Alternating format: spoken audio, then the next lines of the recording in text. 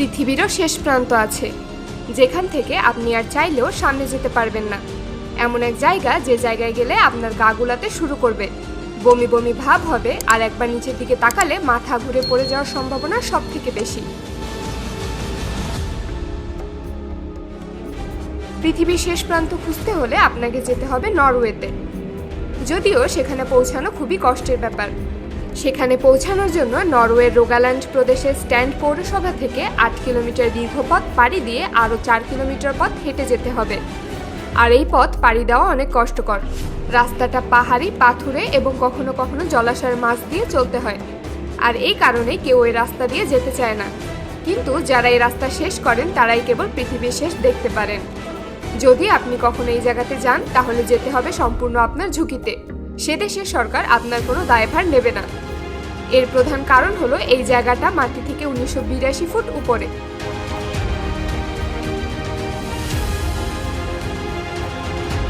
বলা হয়ে থাকে, আপনি যদি পৃথিবীর শেষ রাস্তায় যেতে থাকেন, তাহলে আপনি ঠিক এই জায়গাতে এসে পৌঁছাবেন, যেখানে সামনে যাওয়ার আর কোনো রাস্তা নেই। চাইলেও যেতে পারবেন না, শুধু সামনের দিকে তাকিয়ে থাকতে হবে। এই জায়গার নাম ট্রাইকেস্টোলেন। এটি পালপিট রক হিসেবেও পরিচিত। প্রতি বছর কয়েক লাখ মানুষ পৃথিবীর শেষ দেখার জন্য এই জায়গাতে আসেন। আর এই কারণেই এটা নরওয়ের বিখ্যাত পর্যটন কেন্দ্র, যা মাটি থেকে প্রায় 2000 ফুট উঁচুতে অবস্থিত।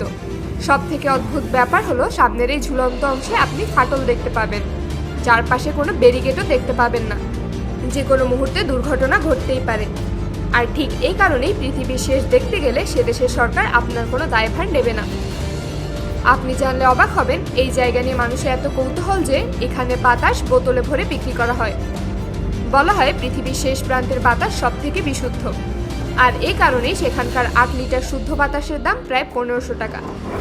2017 সালে মিশন ইম্পসিবল 6 চলচ্চিত্রের শুটিংয়ের কারণে এই জায়গাতে 1 সপ্তাহ পর্যটকদের জন্য বন্ধ ছিল। হলিউড অভিনেতা টম ক্রুজকে এখানে দুর্দান্ত অ্যাকশন দৃশ্যে অভিনয় করতে দেখা যায়।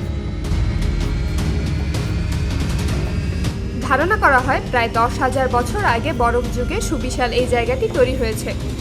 অতীতে প্যাগান ধর্মের লোকেরা আত্মশুদ্ধি লাভের জন্য এখানে উপাসনা করত। 1900 সালে সর্বপ্রথম এই জায়গায় পর্যটন ব্যবস্থা চালু হয়। দুঃসাহসী পর্যটকেরা নানা রকম কর্মকাণ্ডের মাধ্যমে এখানকার রোমাঞ্চ আরও বাড়িয়ে নিতে আসে। তারা base jumping, wingsuit, rope walking, cliff hanging বা ফ্রি হ্যাঙ্গিংয়ের মতো নানান ধরনের অ্যাকশন স্পোর্টস করে থাকেন। সাম্প্রতিক সময়ে একাধিক পপ কালচারের মাধ্যমে বিশেষ এই প্রাকৃতিক জায়গাটি জনপ্রিয় হয়ে উঠেছে।